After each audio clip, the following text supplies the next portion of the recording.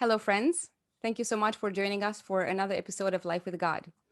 Tonight is episode 10 of season 2, in which we study presence. And our focus this evening is going to be on family context.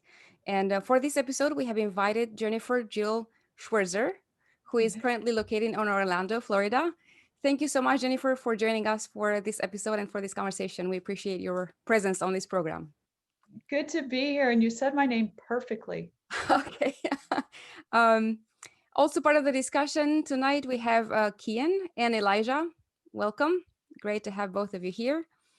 My friends, Jennifer is a licensed counselor, and she's also an author and an artist, a musician, I believe. So we'll get to know more about her, obviously, in the conversation. But of course, as usual, we take a few minutes just to ask her some questions. So we all learned a few things about Jennifer. Where did you grow up? I grew up in a little town called Aurora, Ohio, that wasn't too far from Cleveland. It was a very, very quiet little town, very innocent little community. What is your favorite book? Oh, my favorite, well, of course, the Bible. I love, the Conflict of the Ages series, things like that.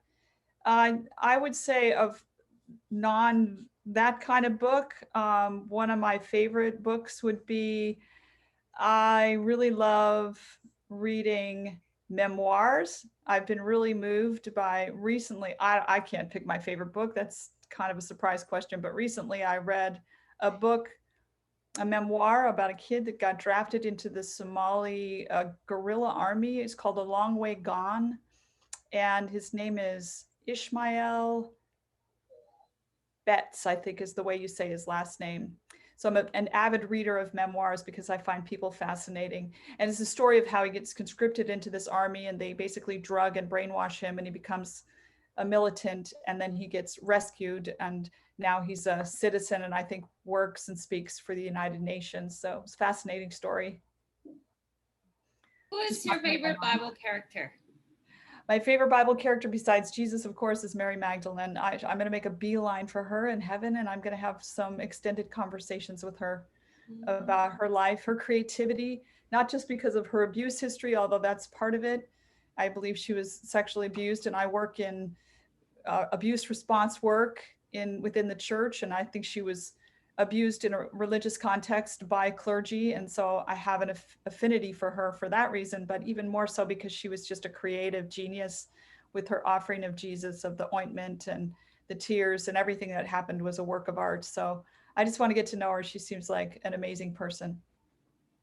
If you were a musical instrument, what would you be? Oh, if I was a musical instrument, I would probably be, I mean, I guess a guitar. I would like to think I'd be a guitar because they have a nice feminine shape to them. But I think I would probably be, it's a hard one. I would be a flute because it just sort of rides on the air and I like to sort of drift around. I'll just leave it at that. What is your favorite aspect of nature? I think I love the ocean because of its power and the sense of eternity that you have when you're on the shore and the waves just keep rolling in, just the massiveness of it.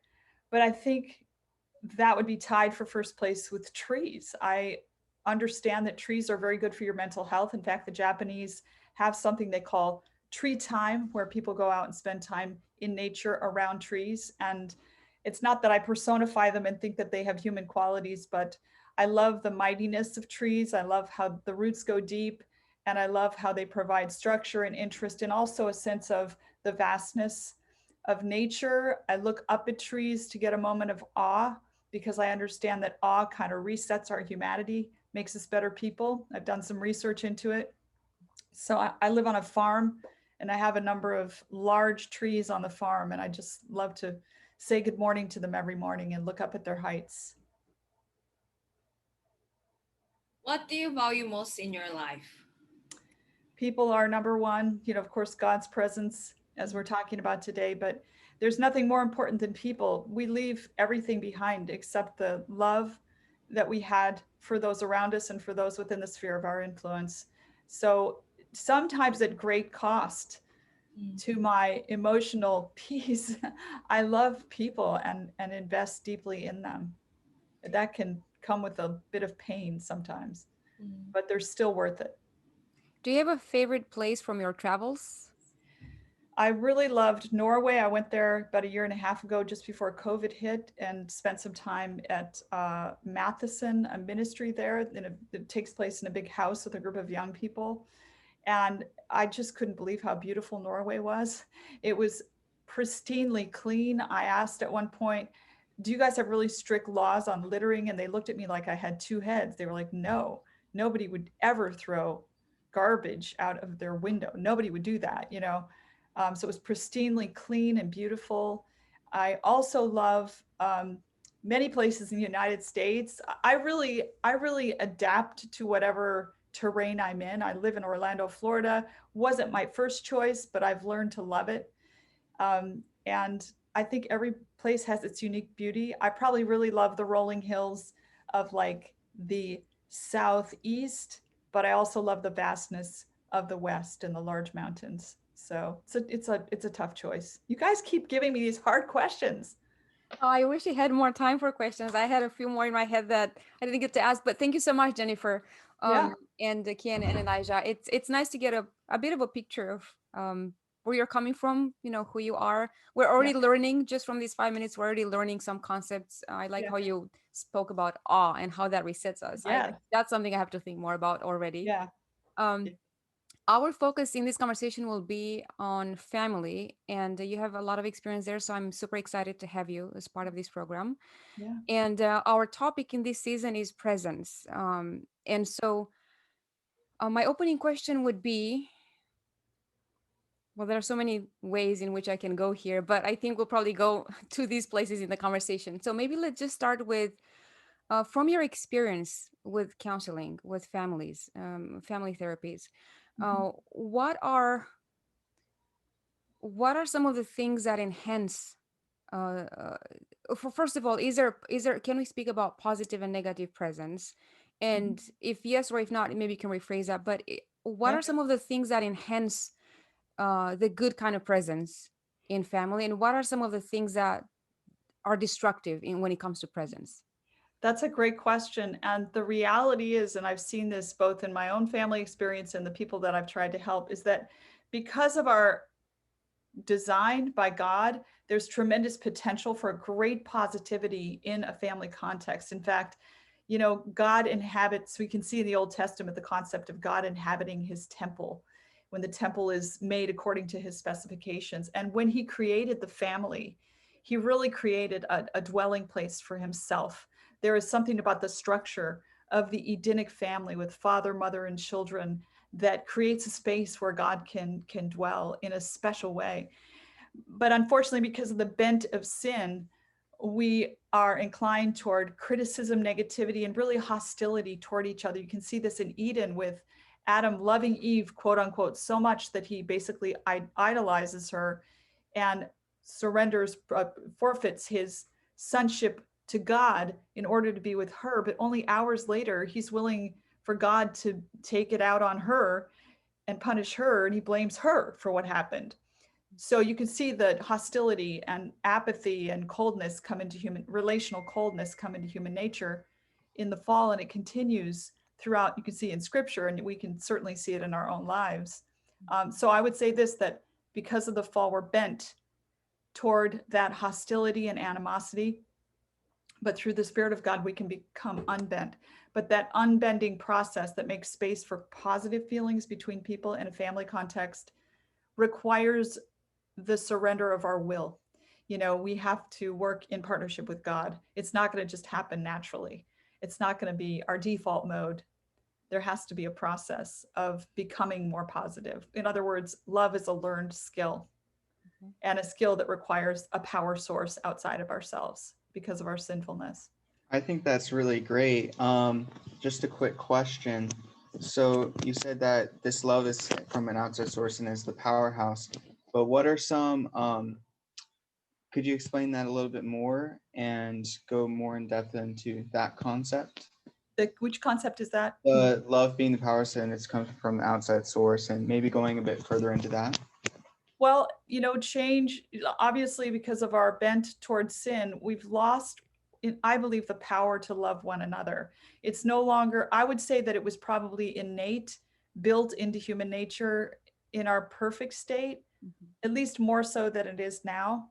But it's no longer innate. And it is nothing easier to argue than the basic sinfulness of human nature. All you have to do is look at the mess on this planet and the wars and the hatred and the racism and all the things that are going on to see that love is not our natural state. So in order for us to experience love in relationships, there has to be a change. And change is a power dilemma. You can tell people how to change, but it's not going to work unless they have a source of power. And from biblical teaching, all have sinned and fallen short of the glory of God. There is this lack of power and lack of ability to conform to his design, or sometimes we call it his law. And so there has to be that power source. So I would say God in the family, God showing up as a presence in the individual hearts of the people and in the family collectively in the form of family worship or family prayer is going to make the difference in our ability to love one another meaningfully in a family Yeah. context. So you mentioned that like aspects like family worship and coming together as a family were some steps that a family could actually reach this love that God wants us to have and that we used to have, but because of sin, it's not really present as much. What are some other steps that a family could take to actually have this love in their home? I don't want to be oversimplified here, but it's just amazing the power of kindness. I just attended a marriage workshop by John Gottman, who's a Jew, a practicing Jew. He wears a yarmulke. He's famous as an expert on marriage. He's been studying marriage for decades. He's an older man. And he and his wife do this amazing workshop on how to be married and how to help, training people like me, counselors, how to help people with their marriages. And one of the things that had really stuck with me was the whole concept of bids for connection. So what he said was that the conflict level in a marriage is directly correlated with the success or failure of what he called bids for connection. The higher the failure rate of bids for connection, the higher the conflict rate in the marriage. And as we all know, conflict can be a good thing, but it can also wear a system down. So he's trying to manage the conflict and not let it keep it at that place where it's beneficial instead of going beyond that point where it becomes a burden. So it behooves us to know how to make those bids for connection succeed rather than fail, to keep the conflict level in a relationship manageable. And it's really so simple. It's one person in a relationship making a bid for connection in the form of, wow, it's raining out there. And the other person actually saying something back. Or, hey, did you hear about such and such? And the other person actually engaging. What we often do is either shut down, not say anything, ignore, or sometimes just constantly lead with criticism. It's often the case that there's so much criticism in relationships, and it ends up pushing back a real meaningful connection. So those bids for connection are really important. Being kind to one another in practice, connecting with one another as a matter of daily practice is really a big part of making a space for God's presence in the family. I really appreciate Elijah's question because when you were sharing those initial comments, I think that's where I was also leaning towards digging more, just because it tells us to begin with that we cannot do this on our own. And I think just the idea of an outside power, and of course, in this case, you talk about God, but maybe even bringing in expertise, professional help. I think that's also part of the discussion where when you struggle in your marriage or in your family, it's important to be able to go somewhere else for perspective, for wisdom, for leadership in that sense. And then the other thing that I really appreciated is the aspect of process. You mentioned that it's a process, which to me is good news because it tells me it's very hopeful because it tells me it's a learned skill, like you said, it's something we can learn. Mhm. Now, my question will be along the lines of trying to define presence because what do we really mean when we say presence? Just being in the same room doesn't necessarily mean we're present to each other. There is a physical presence, there is emotional, spiritual presence. Mhm.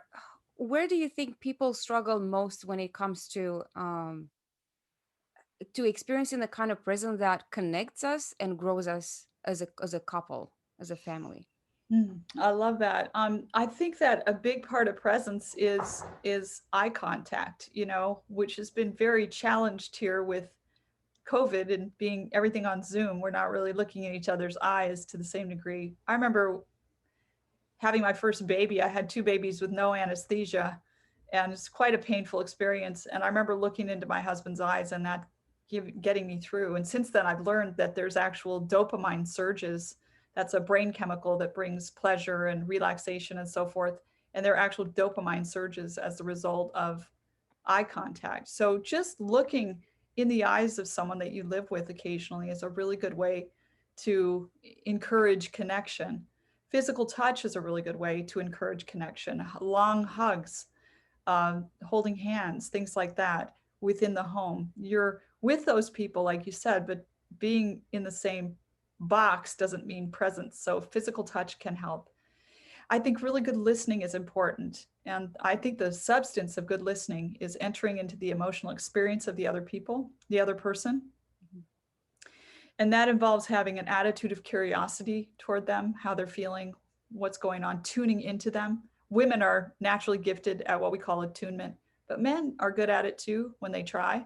And so that's a really important part, is like trying to kind of feel the feelings of the other person and connecting with them through empathy. What do you think? I mean, you guys are experienced. What has helped you feel connected to the people you live with? For me, like the content is really important because you really have to have something to share with each other. Like, if that whatever the person does is doesn't matter to myself or to each other, then yeah, it's not a use of, like, even if we are staying in the same room, nothing is happening because I don't care much about each other. But then when we have something to share and when we really like want to let person know that what's happening to me, or when that person wants to let me know what's happening to them, Uh-huh. it really helps me to know that, oh, that person is currently in some way in a relationship or it's connected to me. Yeah. But I also have a question just related to three of your suggestion. And I really think that eye contact and physical touch is really important. But then, like, for me culturally, I am not from a culture of a lot of um physical touch or holding. And so I feel that it's really lacking for me. But then I don't know how to improve this at all. Because I just don't know how to do it. It's very awkward since I haven't done that a lot since I was a child. So do you have any suggestion or like So you're saying you grew up in a culture where people didn't hug at all, even not children? hug at all, but yeah, we don't touch a lot. We don't touch each other a lot. What about when you're small? What about when you're a little child? Do Yeah, parents hug their little children? yeah, of course. When Okay. we are small, like Okay. when they need to be hugged, yes. Right. But then once you grow up, it's sort of like, well, you're grown up now. You don't Yeah. need that anymore. And so there's like, Probably from when I was elementary. I okay. Yeah, I don't remember much. Wow. That's really young to stop hugging.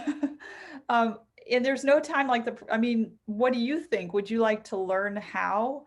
And do you think that you're capable of getting more comfortable with it, where you could actually, Yeah, I think it's a learned skill. So that's why I started to figure out that I really have to listen to more of different culture and learn from specialty like you. But like yeah, I figure out that I'm comfortable when I touch others, but I'm not comfortable when I am touched. yeah. there's more vulnerability when someone wants to touch you because you're not absolutely positive. You know what your intentions are, but you're not absolutely positive what their intentions are. So it's a little riskier. So I would encourage you, as you start learning how to be more tactile in your expressions of love, first of all, let's let COVID blow over so we don't end up, with all that mess. But, eventually it will blow over and we'll be able to be in each other's presence again and hug each other. Start with people you really know well and you can trust, and start in small pieces. Whenever you're learning a new habit, I call it social stretches. When we're opening up in a way that is naturally uncomfortable to us, just open a little. You don't have to be like wide open, but open a little bit. And so maybe you could start with small hugs and short hugs, and gradually, engage more physically with people, that you feel comfortable with. And that's a good principle anyway. Don't just go hugging strangers.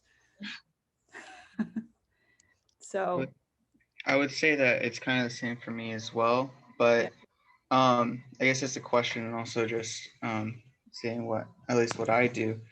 Um, I don't feel comfortable showing some level of expression towards other people, and Yeah. to a certain extent. So there's um, so I don't like giving hugs to other people or doing anything like that.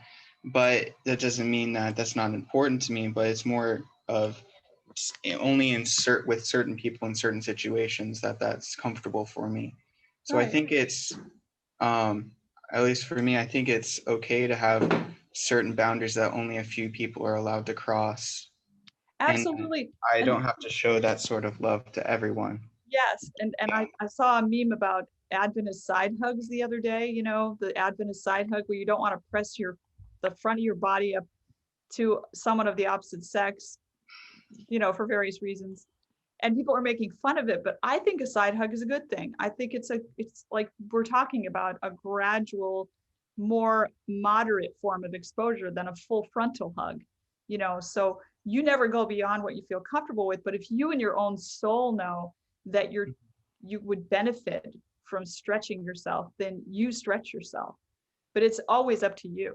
It's always, your choice. I think what I really appreciate is how you listed a few things that, as you mentioned, they're not very difficult to do, just simple things, Right. like being kind to each other, listening to each other. Well, that's more difficult, I guess, but you illustrated with some examples of like touching or eye contact.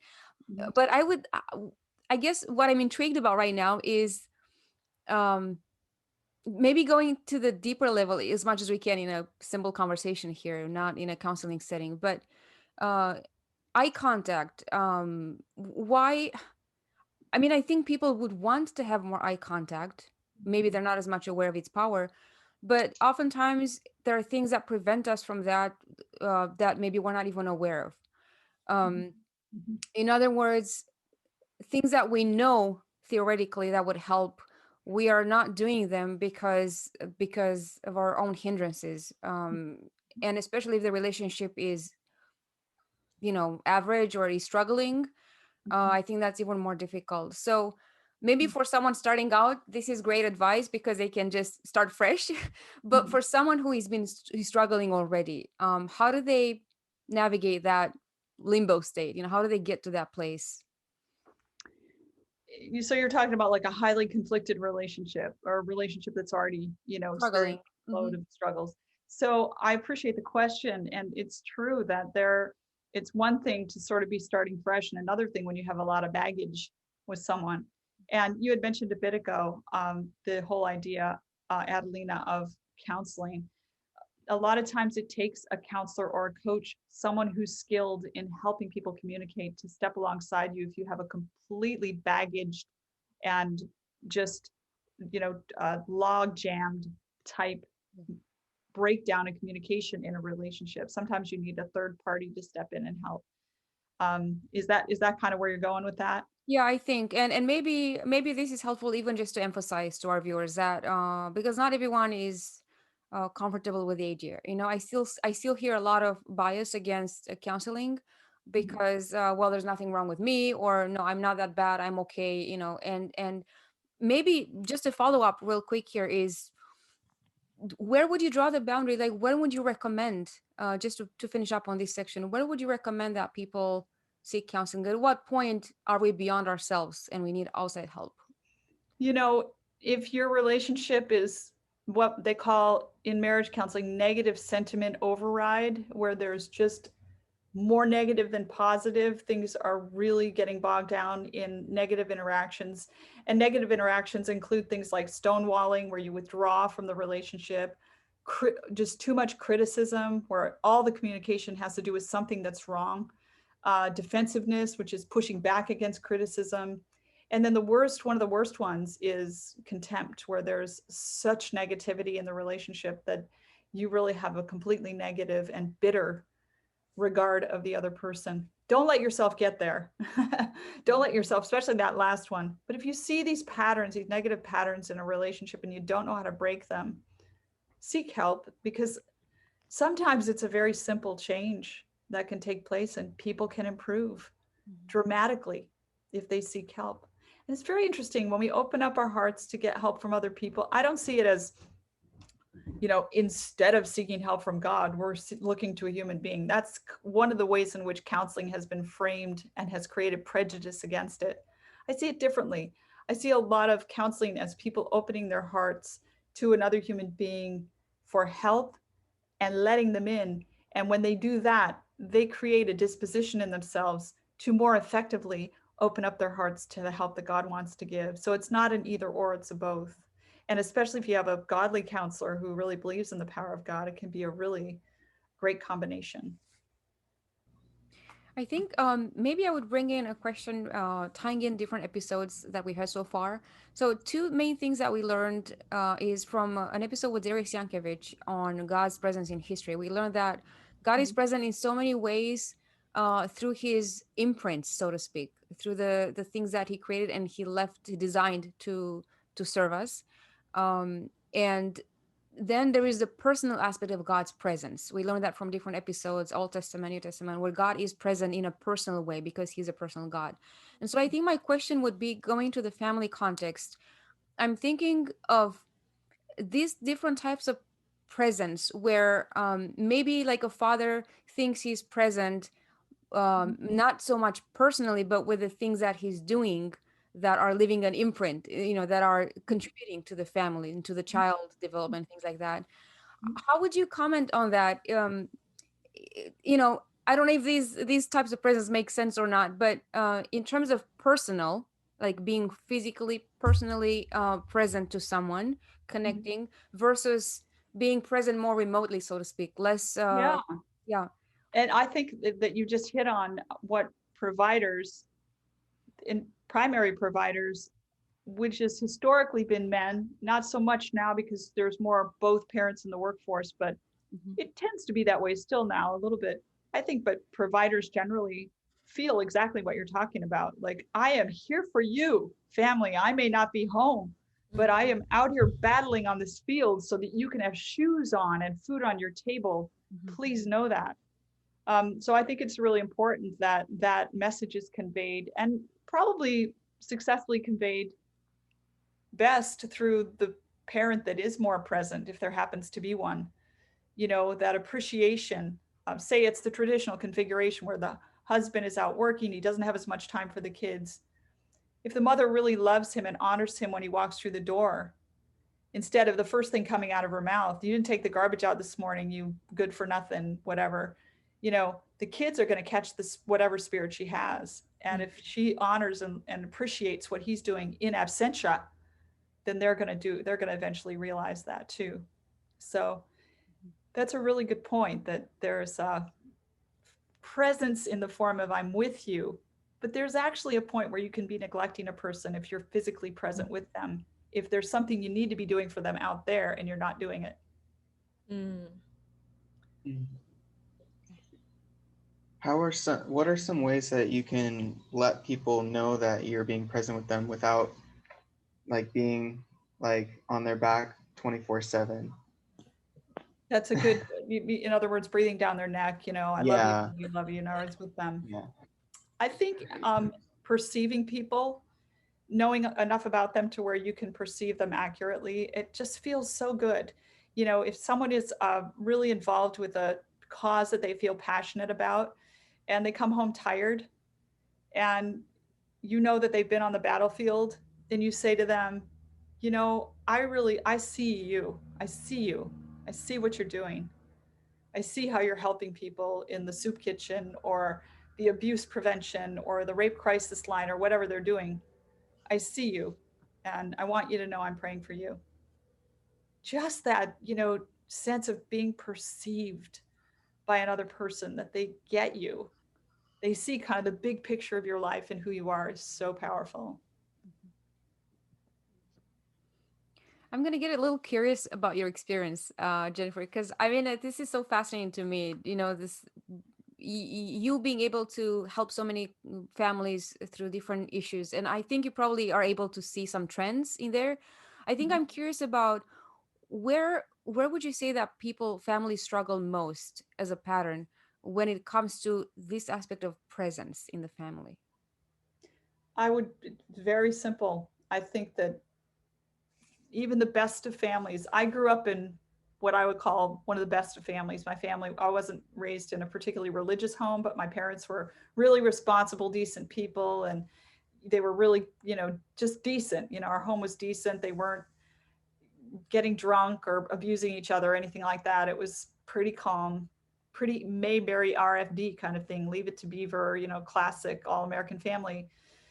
But I think the thing that really made life harder than it needed to be was criticism.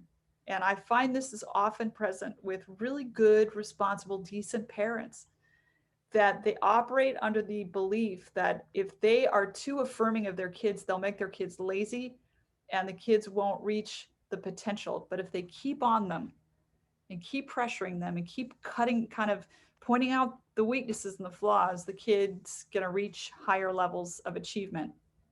I think that's flawed thinking. Sure, of course, you have to give constructive feedback sometimes, but if you don't hold an important affirmation to criticism ratio in any given relationship, you're going to lose influence over that person and ultimately have a negative mental health impact on them. So, that crucial affirmation to criticism ratio is, and this is research, 5 to 1. 5 affirmations for every 1 criticism. Every time you say you forgot to take out the garbage, you have to say at least 5 things that build that person up. Mm. I would say that's the plague spot of so many otherwise great, wonderful, and it's because we're by nature problem focused. We're much more inclined to look at what's wrong than praise God for what's right. That's why gratitude is a cultivated skill. That's why your curiosity is a cultivated skill. We have to develop in those things because we're naturally going to be critical, judgmental, and try to lift ourselves up by putting other people down and all kinds of variations on that. Well, that resonates with me for sure. Mm. Yeah. Yeah. I mean, I have great parents, but this is definitely an area where we could have used improvement as a family. Mhm. And I can, the moment you mentioned the word, it made sense to me because I see it around me a lot. This idea of 5 to 1. So basically, criticism, if we can label it as a negative kind of presence, in other words, I would be better off without that presence, with your absence, because that presence brings me down, and then there needs to be so much makeup work to bring me to the level, not to say affirmed, but just balanced. Although I would say this, that it's impossible to live in a close relationship with someone and never criticize them. And if you see a relationship, there's zero criticism, you wonder if that person is a non-entity or if they're completely Mhm. have lost their individuality to the other person. So there needs to be Mhm. some constructive feedback. I just think it needs to be kept in ratio. Like if you just keep affirming whenever you get a chance, then the criticism is going to actually be a catalyst for change. It's going to be positive. So it's important, there has to be some sand in an oyster to make a pearl. But if you don't have all that other gunk that they put on the sand in the oyster, you're not going to end up with a pearl. So you need both. You need lots of the gunk and Mm. a little bit of sand. That's helpful. I think it's important to, the way the way you share here. the emphasize the expression of that, because I think oftentimes people think, well, don't you know that I think well of you, or don't you know that, I just expression of positive feelings and affirmations seem to come so difficult to us. I don't know Mhm. if it's a matter of societal training or what it is, or it's just human nature, but we have a hard time expressing, at least in my home culture growing up, for sure, we had a hard time expressing positive things. I think it gets easier with the doing. And I would say from my own experience, it's the same thing that at first it feels weird and foreign, but it's probably at least partially because it's not your habit. And so forming new habits always not, feels a little weird and vulnerable. But I think with the doing, it becomes more natural. And especially once you create a culture of that, if the family can collectively or the marriage, both partners can recognize the value of positive affirmation and sort of be a bit intentional about it and just recognize that this is what we do in this family, it creates a culture, and it does tend to become easier when you do that. I really like what you said there with the intentionality between partners to make the family work. I Mhm. think that's super important aspect of the family unit, but also being on a team and working together, like working towards a relationship doesn't start at marriage, it actually continues. And I think I really like what you pointed out there. Yeah, God gave us a brain for a reason, Yeah. and we're, capable of very higher order reasoning as human beings. And so that intentionality is part of that package, is the ability to say, no, let me step back and analyze my relationship here. What's wrong? Let me read some books. Let me listen to some lectures. Let me try to identify what can be improved and then how to get that improvement to happen. Um, I have a question, which is, so like what you said, no matter how we try and how much we pray, we still will have some struggles in the relationship in the presence of each other, right? What are some of the good methods to kind of bring us back up again and not give up? Because a lot of times it happens because of our sinful nature. Like if, there isn't going to be any 100% perfectness, at least in this world. But is there any encouragement, Mhm. and is there from your experiences and how to Yeah. cope with it?